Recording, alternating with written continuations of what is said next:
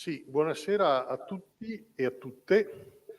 Qualche giorno fa, mentre stavo mandando la locandina di questa iniziativa via WhatsApp ad alcuni miei contatti per pubblicizzare, come si fa di solito, l'evento di questa sera, mi imbatto in un messaggio di risposta che mi ha molto colpito e mi ha fatto riflettere e mi piacerebbe condividerlo con voi questa sera.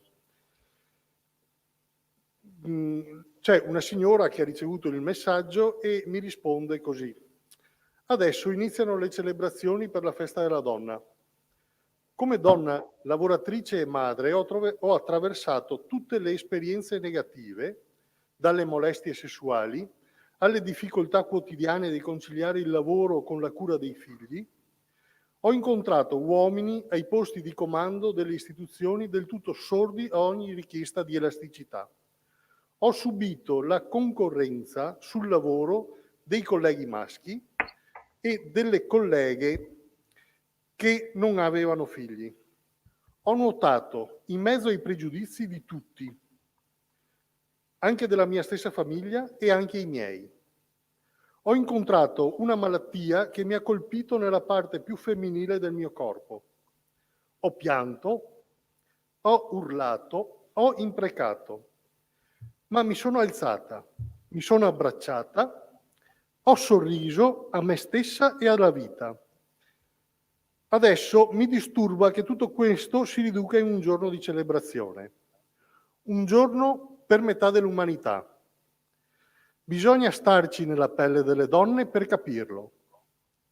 La verità è che sono stufa delle autocelebrazioni. Dovremmo occuparci di più di chi ha stentato, ha rinunciato ed ancora continua a stentare e rinunciare.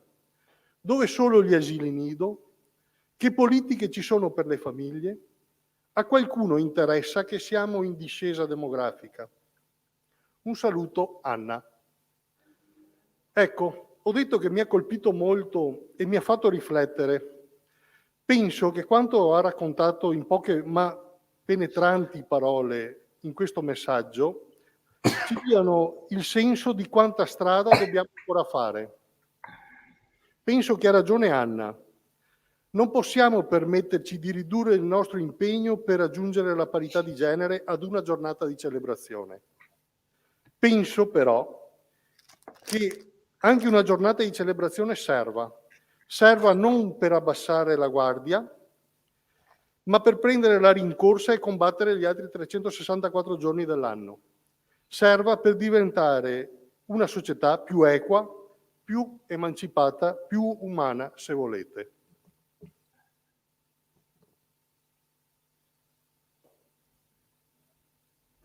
Bene, buona serata a tutti e a tutte. Ringrazio Mauro per questa apertura che non è per nulla formale e per niente scontata. Perché poi qui in CGIL di Treviso noi veramente nelle politiche di genere ci crediamo e credetemi che le facciamo. Tanto che più del 50% della direzione della Camera del Lavoro di Treviso è donna. Ora vi cominciamo questa serata e vi presento le ospiti che avremo qui con noi questa sera. Alla mia sinistra c'è Valentina Calzavara, che è giornalista della Tribuna e che quando le abbiamo presentato il progetto di questo evento è stata entusiasta e questa cosa ovviamente ne andiamo molto orgogliose. Lei intervisterà, che è collegata da Roma e siamo onorate di averla con noi questa sera, Serena Dandini, che noi tutti conosciamo come conduttrice e autrice televisiva, stasera in veste di scrittrice, e per presentarci appunto il suo ultimo libro, che è La vasca del Führer, che io consiglio a tutti di leggere e personalmente io ho trovato la storia molto travolgente. Con Serena ne approfitteremo e ragioneremo anche di tanto altro, di donna e di lavoro nel contesto di oggi, che non è un contesto per nulla scontato.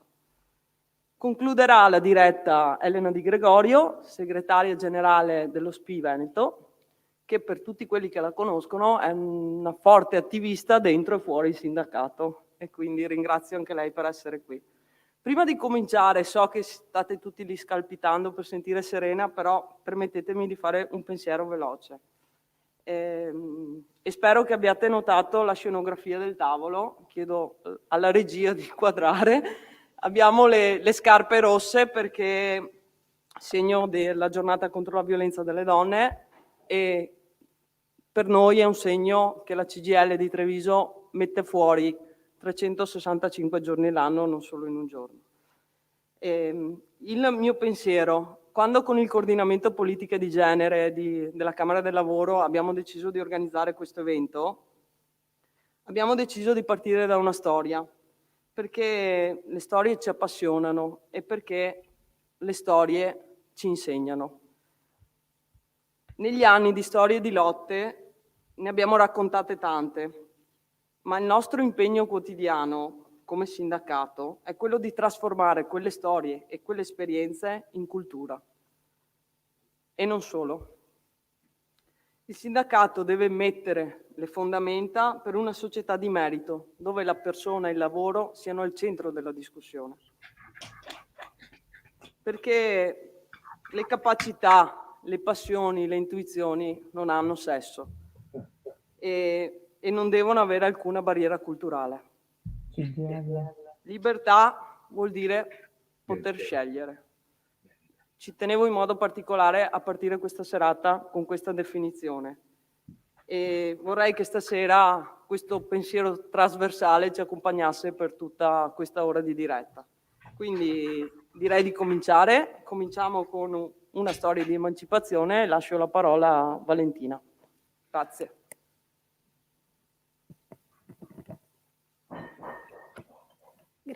Grazie Sara.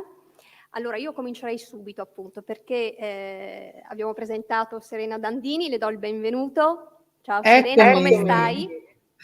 Benissimo.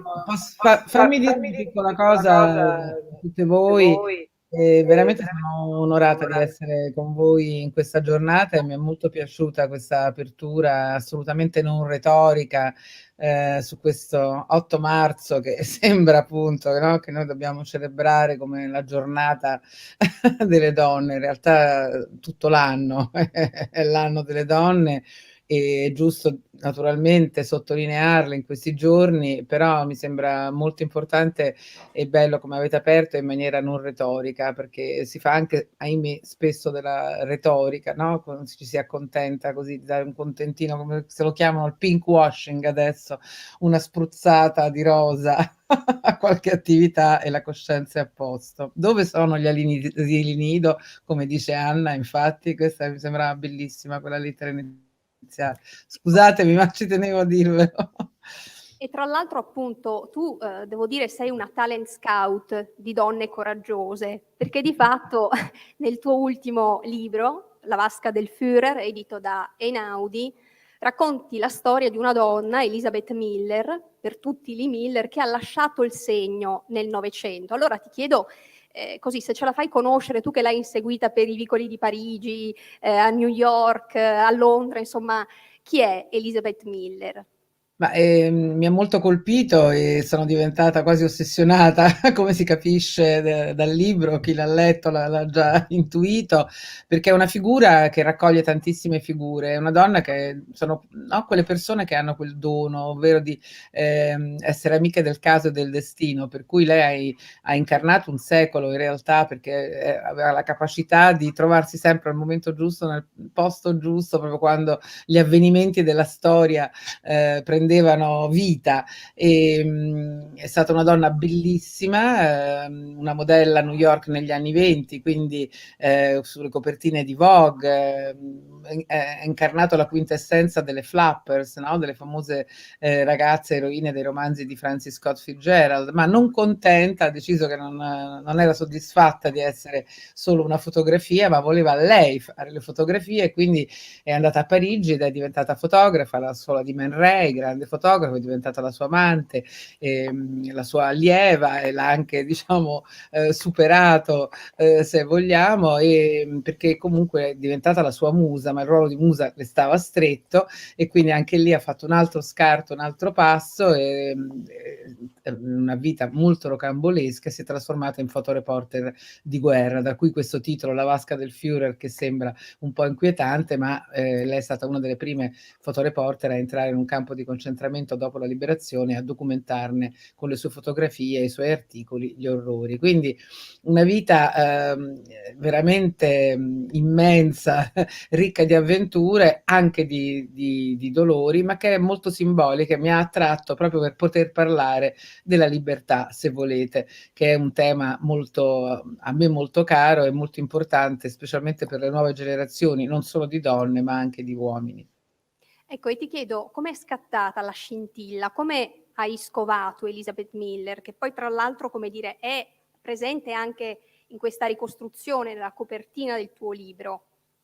Proprio quella è una ricostruzione così un po' immaginifica di uno scatto che lei ha fatto, o meglio ha costruito e si è fatta fare dal suo collega, proprio quando è uscita dai campi di concentramento, naturalmente sotto shock per quello che aveva visto e vissuto, si è trovata per caso nell'appartamento a Monaco di Baviera, proprio del Führer, l'appartamento privato del Führer, che le truppe alleate avevano sequestrato per la stampa e per gli ufficiali, e quindi si è trovata dopo quell'esperienza nella casa del male, possiamo dire, tra virgolette, e lì ha operato un gesto che forse viene anche dalla sua scuola surrealista dove lei ha militato, e si è immersa nuda nella vasca privata del bagno del Führer dopo aver inzaccherato, diciamo, il tappetino candido di questa casa piccolo borghese, proprio come Hannah Arendt descrive la banalità del male,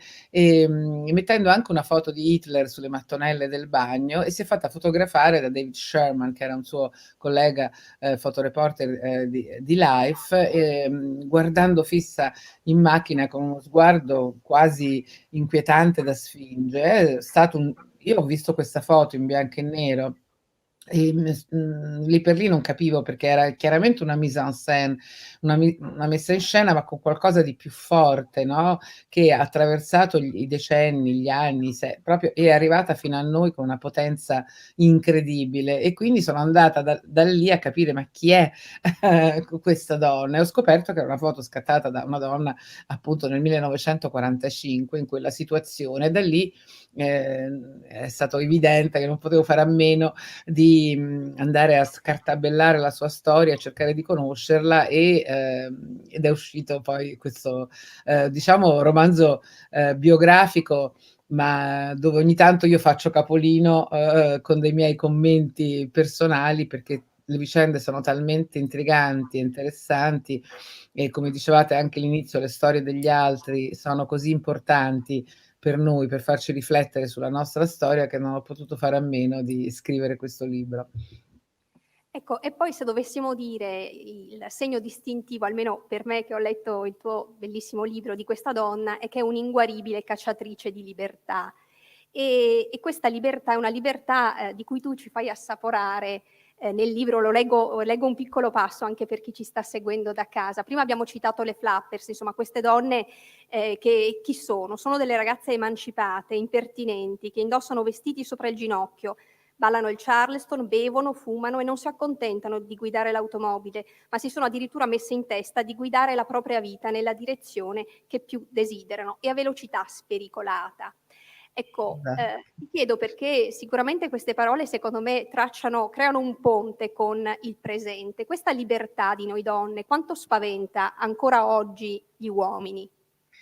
Purtroppo tantissimo, ahimè, l'avete citato prima, non a caso, uno dei principali motivi della violenza contro le donne è proprio anche la paura di questa libertà. Ogni volta che una donna decide di fare un percorso autonomo, magari di chiudere una storia che non aveva più la forza dell'amore, spesso e volentieri, no, diciamo non spesso, ma insomma ahimè, sovente succede, lo dicono i numeri, che in qualche modo modo il partner non si rassegna a questa richiesta di libertà, e da lì possono scaturire appunto le famose violenze, che possono essere psicologiche, che non per questo sono meno feroci e dolorose, fino a arrivare a diciamo l'estremo del femminicidio. Quindi questa libertà spaventa ancora moltissimo.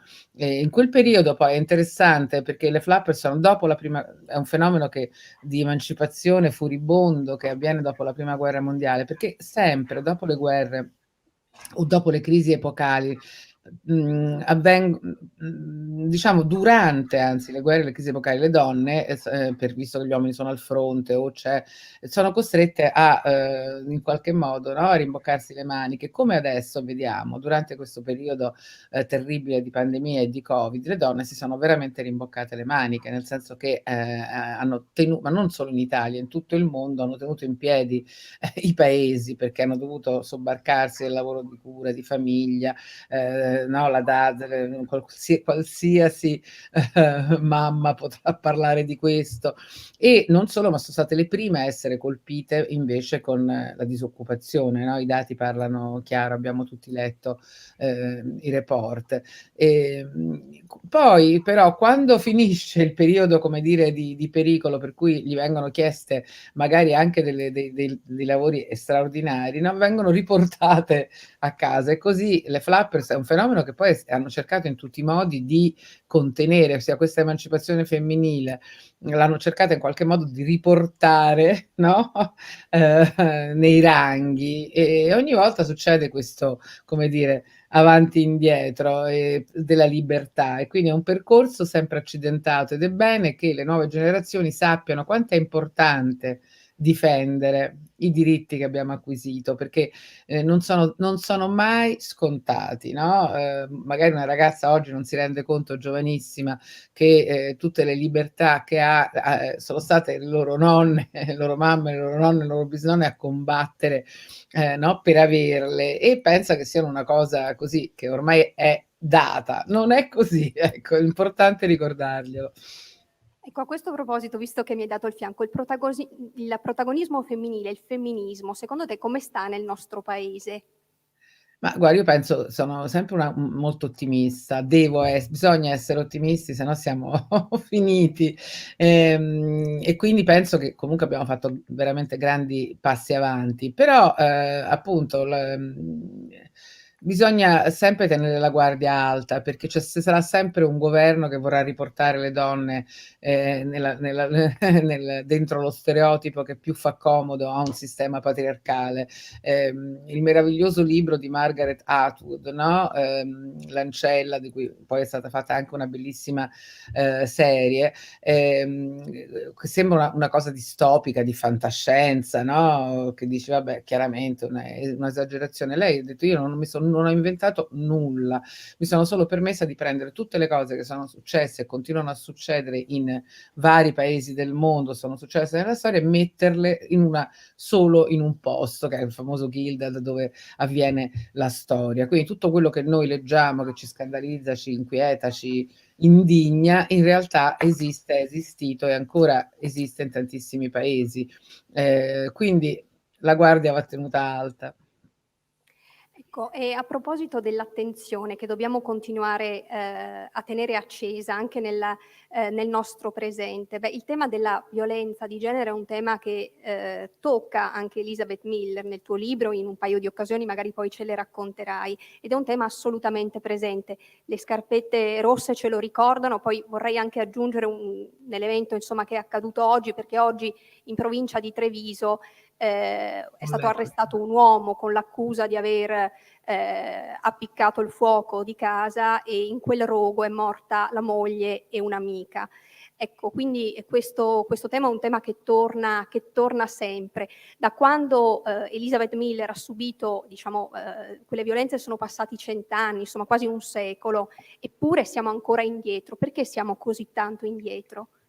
Siamo così tanto indietro perché naturalmente servono le leggi, molte leggi sono state fatte, no, serve la certezza della pena, serve il fatto che se uno denuncia, questa denuncia va presa sul serio e con l'importanza che non gli è mai stata data, no, nel passato, le cose cominciano a cambiare, però serve essenzialmente il cambio di passo, di una mentalità, bisogna fare una rivoluzione culturale, perché tutto questo, le estreme conseguenze noi le vediamo nella cronaca, ma tutto quello che c'è prima è ignorato ed è frutto di una cultura che si mischia con l'omofobia, si mischia con il razzismo, una cultura sessista, una cultura di mancanza di rispetto, una cultura che considera spesso ancora una donna come un oggetto di proprietà del proprio marito, fidanzato, padre, fratello o chi per lui. E quindi è proprio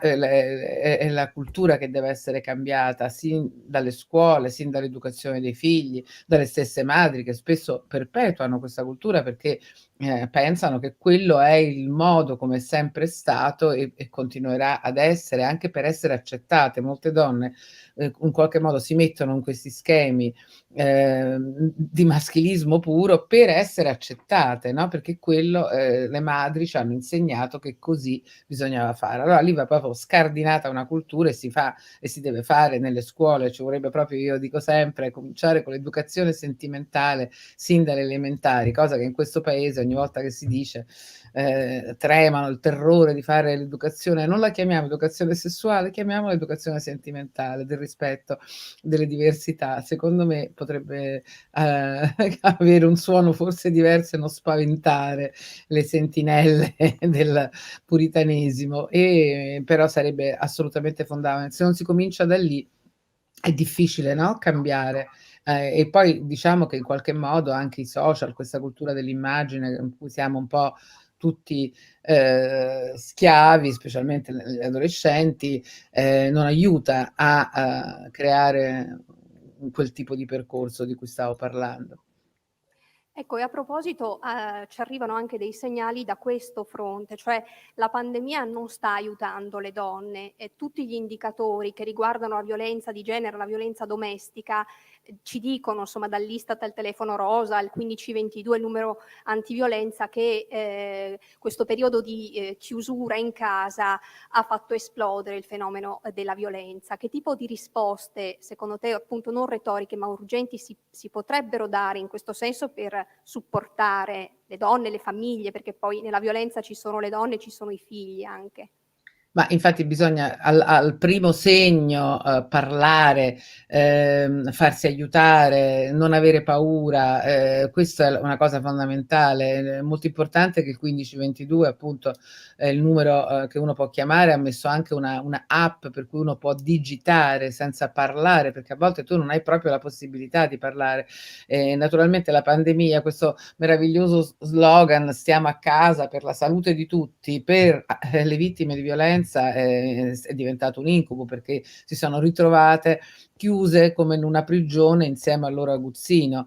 Di pochi giorni fa era quella audio che mi ha molto impressionato, di quella donna che ha chiamato facendo finta di ordinare delle pizze, in realtà stava chiamando la centrale di polizia che già sapeva in qualche modo che lei aveva già subito minacce. Ecco, quindi la cosa importante è anche che dopo, una volta che uno ha denunciato, non sia sola, perché questo, come abbiamo visto in tantissimi casi, le denunce poi cascano nel vuoto.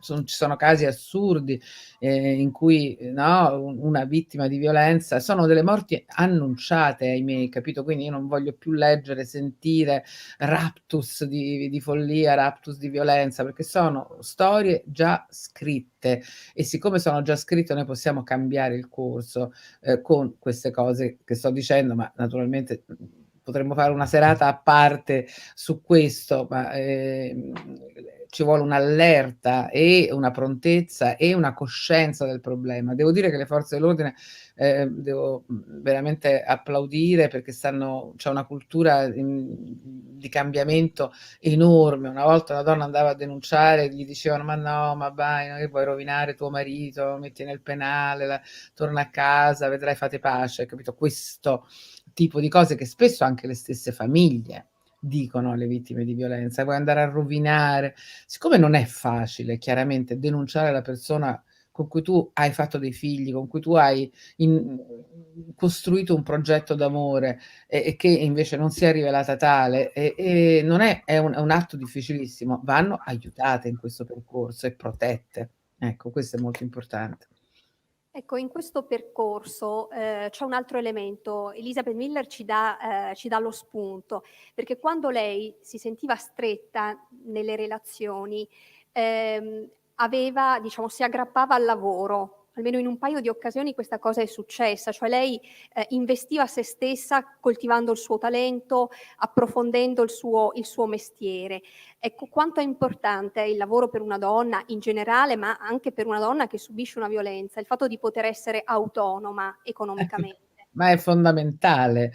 La cosa, più tremenda dei dati che abbiamo citato anche prima è che questa crisi pandemica ha fatto aumentare la disoccupazione femminile e sono proprio le prime vittime, di questa crisi, e questo è gravissimo perché naturalmente l'autonomia economica, il fatto di non dipendere da quello che potrebbe essere il tuo sicario, è una cosa quasi lapalissiana, nel senso che tu è chiaro che avrai più fatica a muoverti, specialmente poi se hai dei figli, se hai portato avanti una famiglia, se no, il tuo ruolo è stato quello come se fosse un ruolo da poco, la società dovrebbe fare dei monumenti equestri alle donne che già solo fanno quello, no? E invece si ritrovano senza soldi, senza un'autonomia economica, in balia a volte di aguzzini veri e propri, e quindi quello è una delle cose anche veramente da implementare. Diciamo che sul territorio in questo senso ci sono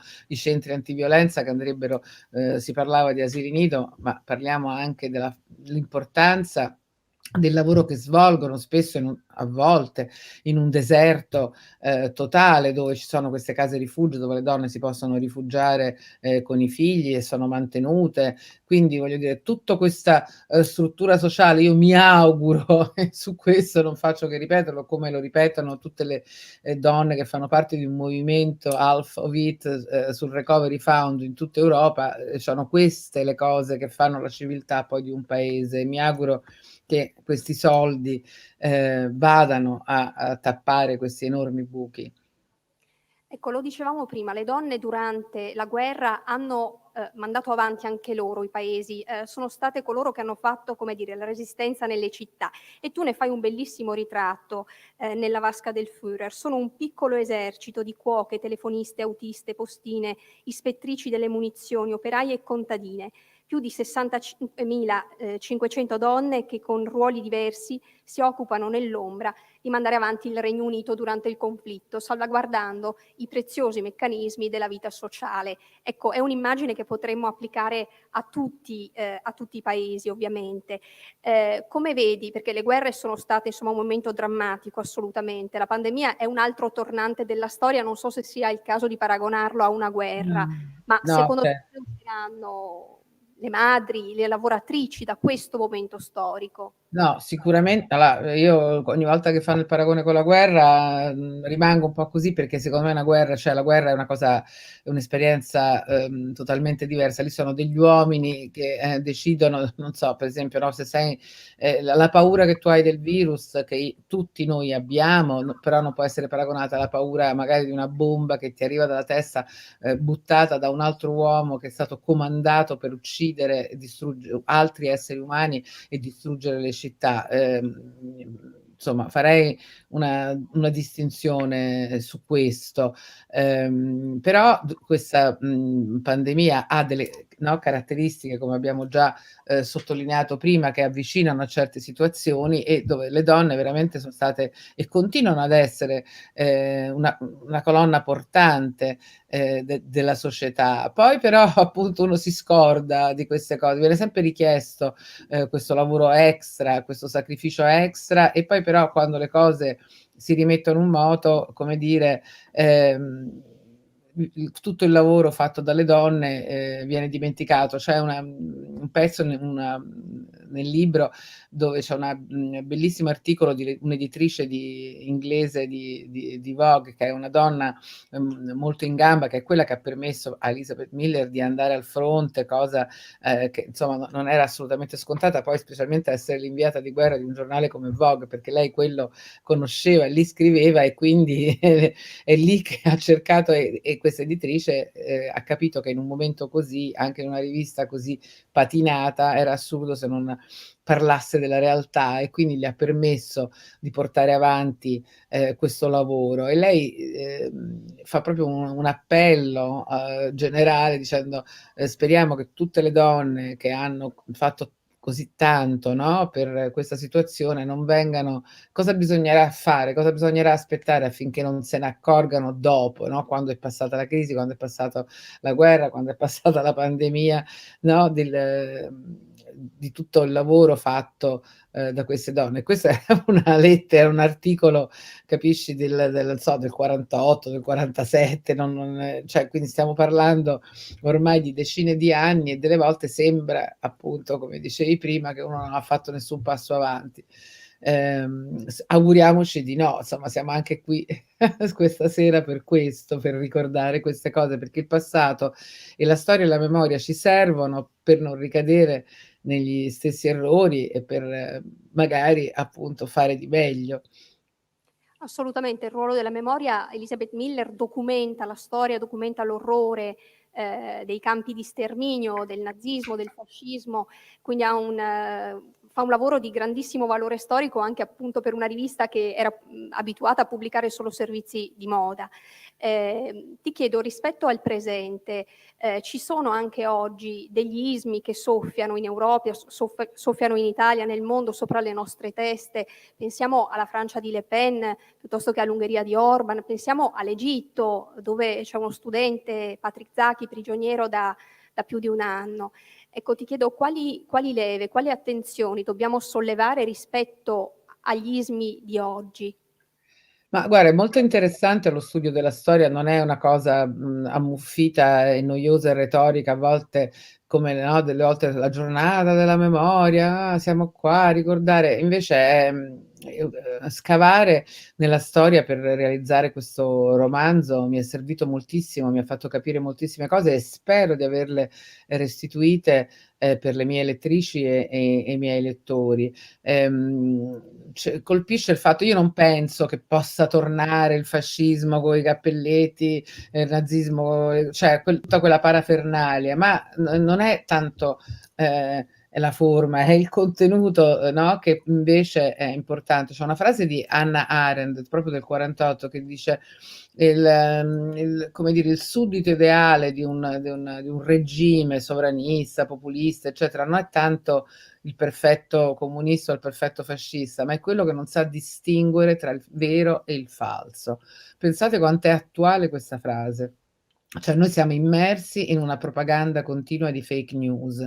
Il nazismo è stato votato, no? Hitler è stato votato dai cittadini, ricordiamoci sempre questo. Aveva messo in moto una macchina di propaganda pazzesca per l'epoca. Ora abbiamo dei mezzi raffinati, sofisticati e terribili, in cui sono delle trappole, no, per chi non è super accorto, e dove ci rimbalzano, e sempre questo tipo di totalitarismi, di ideologie soffia sulle crisi, e questo è pericoloso, ed è questo per cui è interessante leggere la storia, no, ogni volta che c'è una debolezza, c'è un malessere, c'è una difficoltà di una popolazione, soffia proprio su questo, si attacca e parla proprio alla parte più fragile della popolazione, la propaganda. Per cui, in questo, no, ci può essere una similitudine, il passato dovrebbe aiutarci proprio a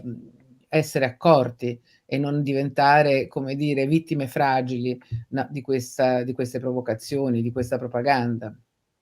Certo, come Leggo dei commenti, ogni tanto mi sono messa gli occhiali perché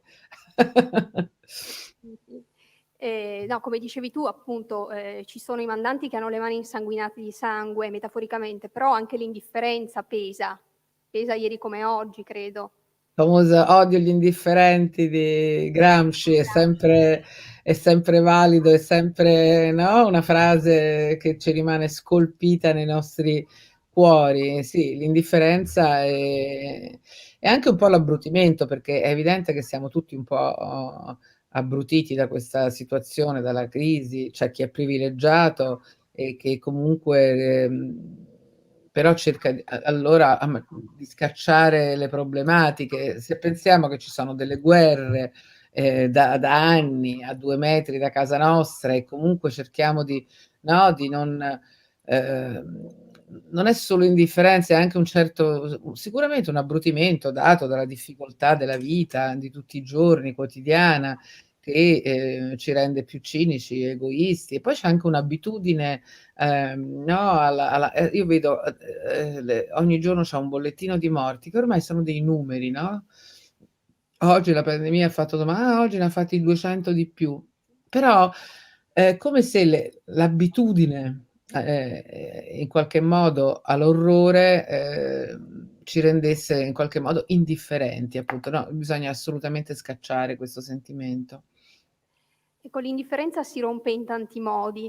Lee Miller lo fa anche all'interno del campo di concentramento, quando una ragazza, una prigioniera, si avvicina a lei e le indica le labbra che lì insomma si era passata col rossetto. È un gesto fortissimo quello. Sì, allora mi ha molto colpito perché c'è un po' un fil rouge del rossetto ogni tanto nel libro, perché Elizabeth Miller, da modella meravigliosa che era, in realtà è una donna molto più felice quando finalmente indossa la sua divisa d'ordinanza, che credo per 2 o 3 anni ha indossato solo quella, ciancicata, sporca, e gli stivalacci, gli anfibi, perché finalmente si era liberata anche da un'immagine che quando una donna è molto bella, la bellezza può essere un grande valore, lo è, ma può essere anche una gabbia, perché una è considerata solo per la sua bellezza e non per le altre eventuali qualità e talenti. Per cui l'unica cosa, però l'unico vezzo che aveva mantenuto anche in questa ormai così autodevastazione estetica di cui era felice, era passarsi così una mano di rossetto, no? E quando questa prigioniera del campo di concentramento, ormai ridotta a pelle e ossa, vede queste labbra rosse, ha come un sussulto, no? Un fremito, perché riconosce in quella cosa un gesto di vita, no? Una tenera vanità, per cui Lee Miller le regala il rossetto. Ma in realtà questa cosa mi ha colpito perché poi io ho visto un'opera di Banksy che ha fatto molto discutere.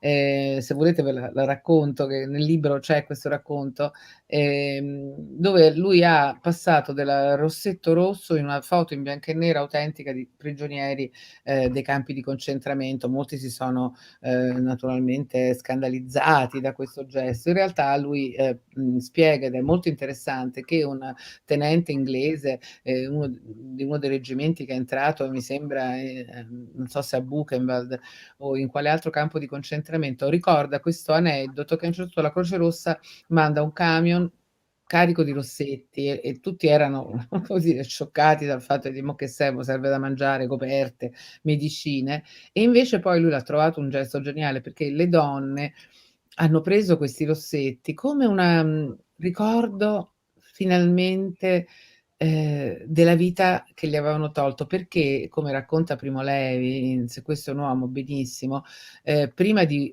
sterminarli, li sterminavano proprio psicologicamente, veniva tolta identità, tagliati i capelli, vestiti, messo un numero sul braccio tatuato, no, e gli veniva tolta ogni traccia di umanità. Ed era la morte lenta, no, fino a ridurli a delle ormai persone più larve e senza nessuna traccia della loro esistenza e identità. E quindi quando queste donne prendono questi rossetti, ricordano, ricostruiscono, no, quello che poteva essere una loro identità, ed è un racconto molto forte e molto, insomma, doloroso, che però mi ha molto colpito, e questo è il rossetto che va avanti un po' ogni tanto nel racconto del libro, anche nel mio romanzo. Ecco, le parole, il linguaggio sono importanti sempre, possono essere pietra, possono essere carezza. Qual è la cosa che ti ha colpito di più, di questo viaggio che hai fatto attraverso Elizabeth Miller nel Novecento? Ma guarda, mi ha colpito, no, sono tante cose, molte ve le ho già naturalmente raccontate in maniera così sparsa e come sono io, un po' come dicevamo prima, una carriera non lineare, così non è sempre il filo delle emozioni, naturalmente, che mi spinge. E un'altra cosa che mi spinge, che ho trovato, in cui mi sono un po' immedesimata in Elizabeth Miller, è quella irrequietezza. Lei è spinta sempre da una incredibile irrequietezza, quella che io mi riconosco in questa cosa perché appunto lei a un certo punto è modella a New York, bellissima, le copertine di Vogue, una vita per cui uno dice sto, come sai quando dice a carte sto, cioè no, no, la metà di questo mi basterebbe, e invece no, è irrequieta e cerca sempre qualcos'altro, cerca no, di buttare il cuore oltre l'ostacolo, di inseguire sempre dei nuovi sogni, magari sbagliando, magari ferendosi, magari buttando tutto all'aria, ma va avanti. E questa è una spinta che io ammiro moltissimo, e non sono, come dico anche nel libro, ogni tanto faccio capolino, come dicevo, dico non ho un'enticchia del coraggio di Elizabeth Miller, però capisco profondamente e mi riconosco in questa irrequietezza. Secondo te alla fine poi la bellezza è più un lasciapassare o una gabbia? Ma guarda, chiaramente la bellezza, non siamo ipocriti o no, è un bellissimo lasciapassare, a parte che la bellezza è un valore, cioè io non, perché la bellezza non solo delle persone, che poi la bellezza delle persone è fatta dal dentro e dal fuori, no? Nel senso che a volte ci sono delle persone così belle, ma che non esprimono, no? Perché la bellezza è un insieme di cose che fa una personalità, e quindi la bellezza è importante, è un valore, un lasciapassare, ma può essere per una donna anche una gabbia, tremenda, perché, uno è giudicato solo, per la sua bellezza. Questo in positivo e in negativo, come c'è il body shaming che ti dice: "No, quella è una culona, c'è tutto il settore, c'è anche però la gabbia della bellezza, per cui ogni cosa che fai o che dici, come dire, è in secondo piano rispetto al tuo aspetto. Questo è stato un po' anche la problematica di Lee Miller, che se andate a vedere in internet Lee Miller, no, foto sue, rimanete abbagliati dalla sua bellezza, però in qualche modo era anche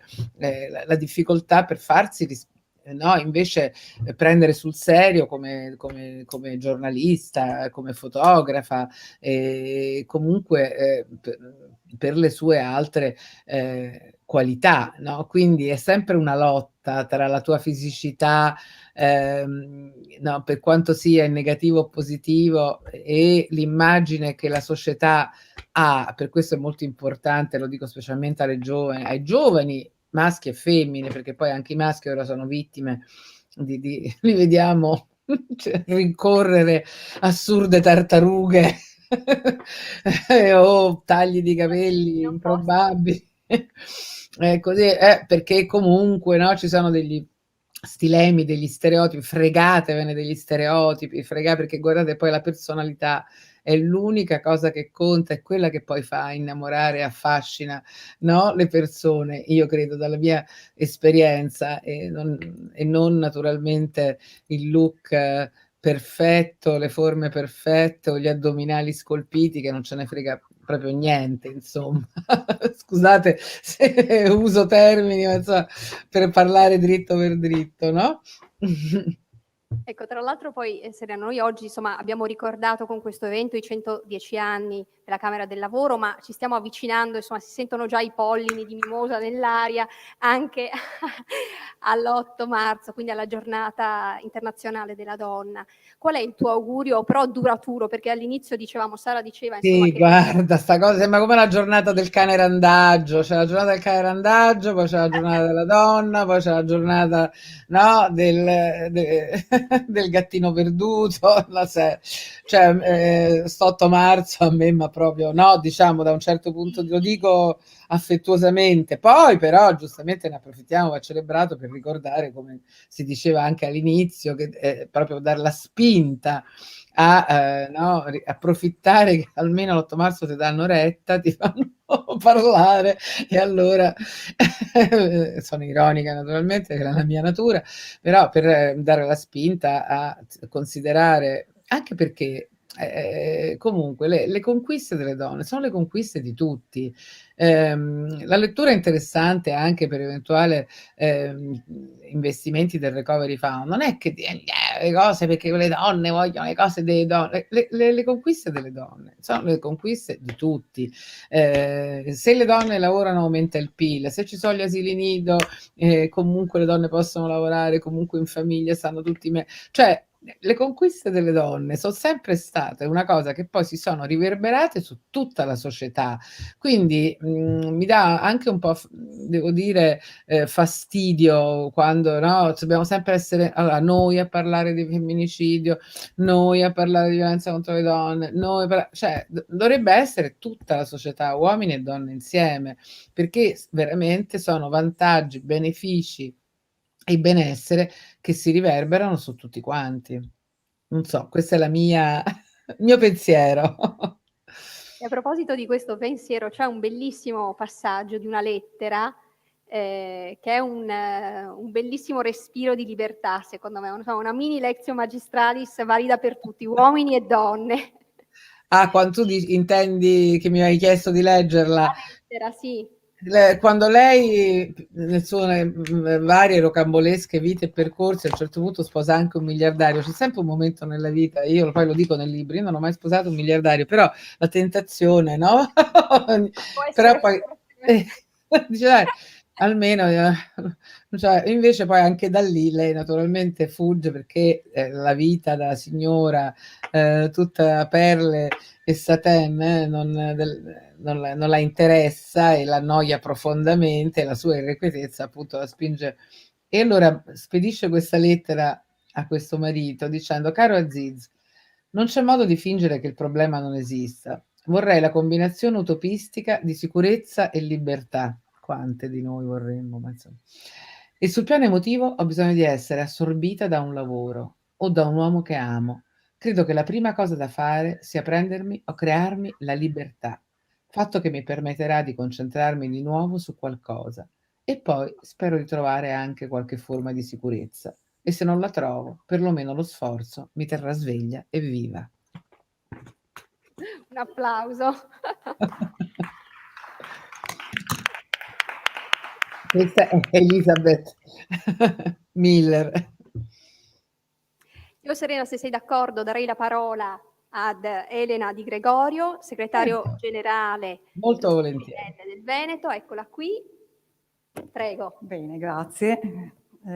Intanto io voglio ringraziare le compagne di Treviso per aver organizzato questo appuntamento, che per me è anche molto emozionante perché sono della generazione di Serena e ho sempre seguito il suo lavoro a partire dall'esperienza televisiva per arrivare appunto a questo ruolo di scrittrice. Prima c'era un ascoltatore che ha chiesto quando è che torna Serena in televisione, noi tutti ce l'auguriamo perché almeno insomma ha fatto un pezzo, no, della storia anche della televisione, sempre innovativa e sempre con uno sguardo ironico, irriverente, ma ha messo in luce anche gli stereotipi di genere che continuano ancora oggi, perché se ci ritroviamo qui oggi in prossimità dell'8 marzo, che non vogliamo appunto sia un appuntamento episodico, rituale, ma ad affrontare ancora il tema delle profonde disuguaglianze che caratterizzano il rapporto tra donne e uomini nella nostra società,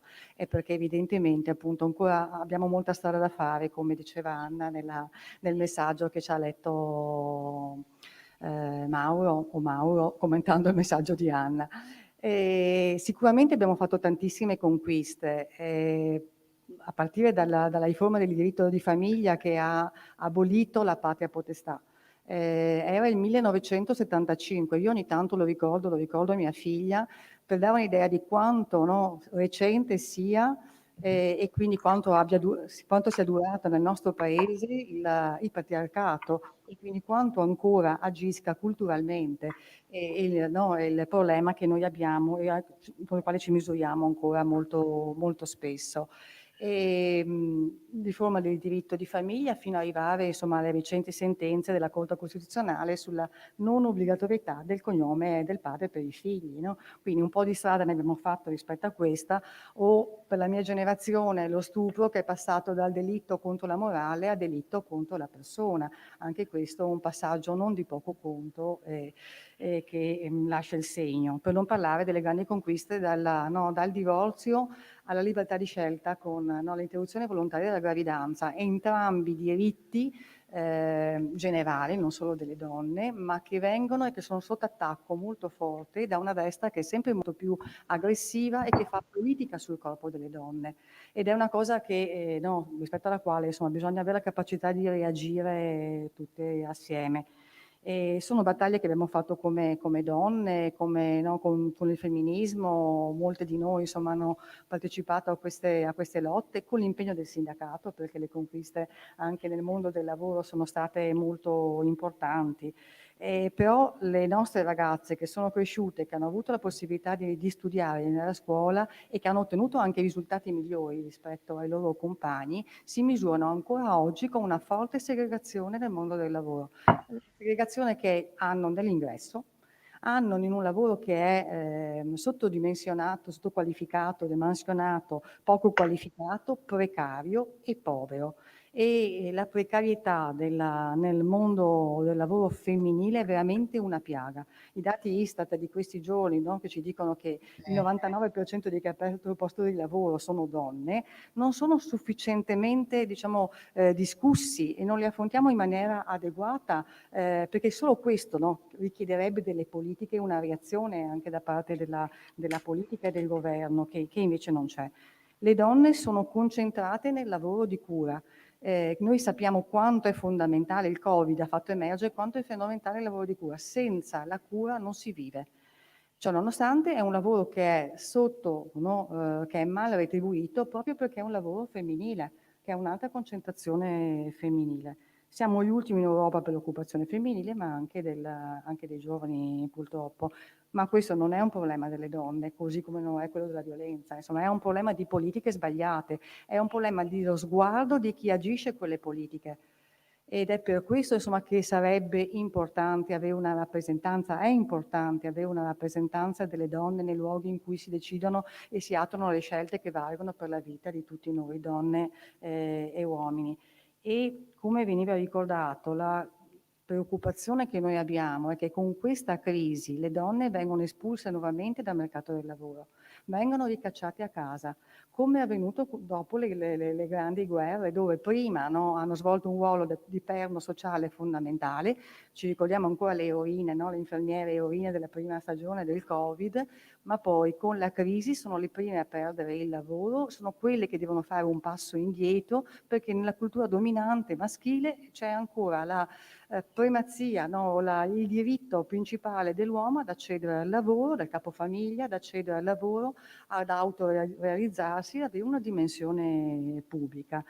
E se però le donne vengono rinchiuse a casa e se non hanno voce, non hanno visibilità politica, c'è il rischio di un forte arretramento, che non è solo un arretramento economico per le donne e per la società, è un arretramento anche politico e culturale, e ne vediamo i segni. Ci sono scelte pesanti che stanno avvenendo nelle regioni, il Veneto come sempre fa da apripista, ma di una ridimensionamento del ruolo delle donne. La donna è intesa solo come madre, la famiglia naturale, e quindi una operazione di revisione culturale che vuole ricacciare le donne a casa. Io credo che sia preoccupante che anche a livello di governo il Ministero delle Pari Opportunità sia abbinato a quello della famiglia. Brava! Di No, perché voglio dire, un'idea proprio che viene esplicitata, come se le politiche di genere e le politiche per la famiglia fossero sinonimi. Non è così e purtroppo non c'è una reazione adeguata nemmeno da parte delle forze progressiste zero. rispetto a questo. Reazione zero. Porta le politiche dei bonus, no, che vanno benissimo per l'emergenza, perché senza avremmo avuto un'ulteriore e maggiore esplosione della povertà, ma che non possono essere adeguate per affrontare il tema della ripartenza e quindi della necessità di creare lavoro buono e di qualità per le donne. E da questo dobbiamo partire, perché se le donne, concordo con quello che veniva detto anche ieri, se le donne non hanno indipendenza economica, autonomia, non sono libere di scegliere, non sono più succube di violenza, anche quella fisica, anche quella verbale, non possono scegliere rispetto alla loro vita, non possono scegliere nemmeno rispetto alla maternità, no? Perché deve essere una scelta, e nemmeno quello di rompere una relazione che è malata. E noi lo vediamo, questa fragilità. Io seguo adesso da un po' di tempo le donne e gli uomini anziani, come si ripercuote poi sulle donne anziane, che soffrono di marginalizzazione sociale, di solitudine, perché non hanno gli strumenti e la possibilità, per una storia di lavoro povero, no, e di lavoro discontinuo, non hanno la possibilità di determinarsi. Ecco, quindi questo credo sia uno dei problemi che noi abbiamo, e credo che affrontare questo tema sia una priorità del nostro Paese. Quindi bisogna fare politiche che mettono al centro l'occupazione femminile, bisogna che venga data adeguata rappresentanza alle donne nelle istituzioni e nei luoghi decisionali. Ce lo ricordano sempre. Se le donne in Italia raggiungessero, diciamo, lo standard europeo, no? Il minimo europeo del 60% di occupazione, in Italia avremmo un salto di 7 punti di PIL, quindi ci sarebbe una convenienza economica per tutto il Paese.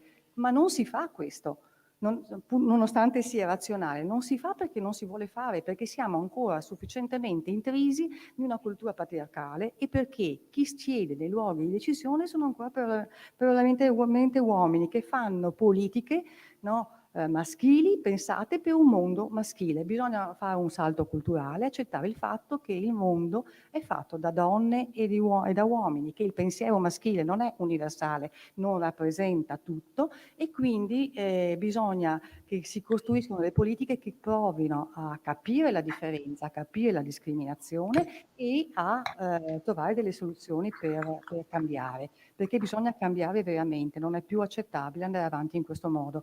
Finisco solo con il tema del femminicidio, perché appunto i dati che citavi sono veri. Insomma, l'Istat dice che nel secondo semestre del 2020 sono diminuiti gli omicidi, ma è cresciuta la percentuale di femminicidi. Erano il 35% del primo semestre, sono diventati il 45% nel secondo semestre. E su questo voglio segnalare una iniziativa che secondo me merita, insomma, di essere citata, perché i segretari generali dei sindacati dei pensionati di CGIL, CISL e UIL hanno lanciato un appello che invitano, no, alla sottoscrizione da parte di tutti gli uomini. Uomini, abbiamo un problema, cioè una presa di consapevolezza che la violenza maschile contro le donne non è un problema delle donne, come dicevamo, ma è un problema prettamente maschile. Quindi la necessità di una consapevolezza, di un salto culturale e di azioni diverse. Io aggiungo che la violenza contro le donne è l'atto estremo delle disuguaglianze di genere che permeano la nostra società. Quindi lì bisogna agire. Quindi Recovery Fund come occasione, opportunità del nostro Paese per mettere al centro politiche di genere, creare occupazione. Gli asili nido che venivano citati, che servono per dare una risposta ai bambini e quindi superare anche le differenze, no, del ceto che ancora caratterizzano la società, creare lavoro buono di qualità e liberare le donne dal lavoro di cura, bisogna portare fuori dalle mura domestiche il lavoro di cura, in maniera tale che le donne possano esprimersi. E non è più tollerabile l'invisibilità di metà della popolazione, appunto nei luoghi decisionali. Questo non è più accettabile.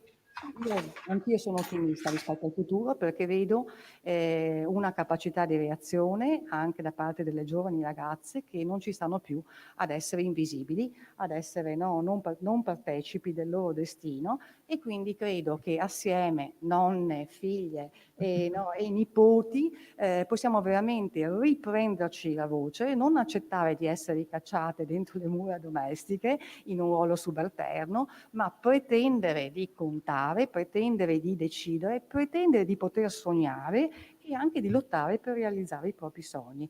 Noi ci siamo come donne e come sindacato accanto a questo. Grazie a tutti, grazie ancora Serena, è stato piacevolissimo, grazie per quello che sei e che fai. No, ma grazie veramente, guarda, è molto bello quello che hai detto, sono d'accordo su tutto. Aderisco. Allora, ci stiamo avviando verso la chiusura. Io volevo ringraziare ovviamente Serena, che sei distante, ma se fossi qui e sai che noi ci tenevamo in modo anche particolare ad averti qui in presenza, in questo momento penso che siamo in pochi qui dentro l'auditorium della CGIL di Treviso. Però vedo molti commenti siamo distanziati con calorosi. mascherine. Ci tengo a sottolineare, siamo distanziati con mascherine, però ci sarebbe l'abbraccio, penso, dei miei colleghi, delle mie colleghe e degli amici che sono insomma qui presenti, perché è stato bellissimo. Anche da distante, da Roma, abbiamo vissuto l'emozione del tuo libro, ma soprattutto del modo in cui tu sai raccontare le cose. Qui parlo da fan, strappo la maglietta. Sei un personaggio straordinario. Ragazze, non vi allargate. Dovevo dirlo alla fine, dovevo dirtelo alla fine. Siamo tutti fragili. Quindi insomma ti ringrazio Valentina per la serietà, per l'entusiasmo che ci ha messo bravissima, ha fatto una domanda stupenda.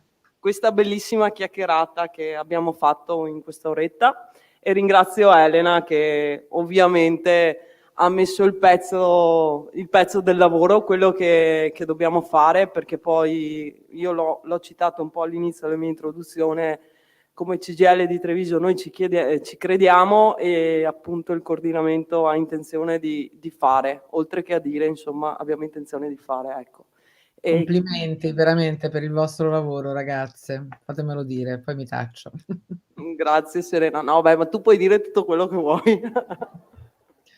No, se vuoi un minuto te lo lasciamo, dopodiché... No, volevo solo farvi i complimenti per il vostro lavoro.